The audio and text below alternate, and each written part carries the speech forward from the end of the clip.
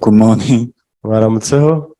Uh, I am Brother Leo, Njye nitwa mwene data Rio, who is going back to Korea soon after finishing my volunteer works. ndi kwitegura gusubira iwacu muri Korea kuko ndi gusoza imirimo yanjye y'ubukoranabushake. I did volunteer work in Rwanda for last 10 months. Nari maze amezi 10 nkora imirimo y'ubukoranabushake aha mu Rwanda. I thought about it before I came to volunteer in Korea. Nari narabitekerejeho mbere y'uko nturutse muri Korea. I wanted to serve Rwanda and help people. Nzi ngo nzanywe no gufasha u Rwanda n'abantu barwo.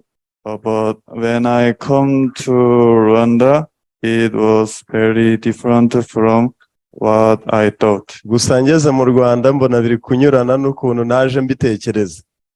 People live better than I thought. Ahubwo nasanze abantu babaho neza kuruta uko nabatekerezaga. Their hearts were broad and it was kind.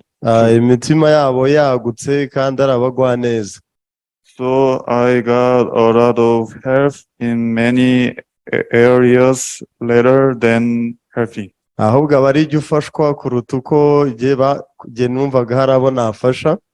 In the beginning, I thought I had nothing to gain from Rwanda.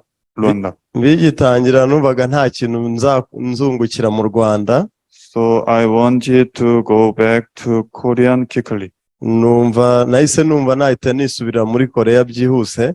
However, there was a strong fear of not receiving the grace that God prepared for me. Ariko nagize ubwoba bw'Imana bwo kwibuza ubuntu bwayo ishobora kuba yari yanteguriye. As I'm looking back now, that is almost the end of my GNC life. Nsubije amaso inyuma rero mu gihe nsoza ubu ibihe byanjye by'ubukoranabushake. There are many words of God and information that I learned in Rwanda. Hari amagambo menshi y'Imana n'amakuru atandukanye nakuye aha ngaha mu Rwanda. I've developed myself a lot more than the beginning. Navuga ko nateye imbere cyane ugereranije n'uko naje meze. I think it's good things that I've came to Rwanda. Ntekereza ko byari iby'igiciro kuba naraje mu Rwanda. Thank you for holding me, guide me, and wait for me. Abantu barabashimira kubwo kunsigasira, mwarananyoboye, muranamfasha cyane. Thank you for Pastor, Samonim, brother and sister. Abapasteri, abagore babo, namwe mwese bene data ndabashimiye byimazeyo. Murakoze cyane.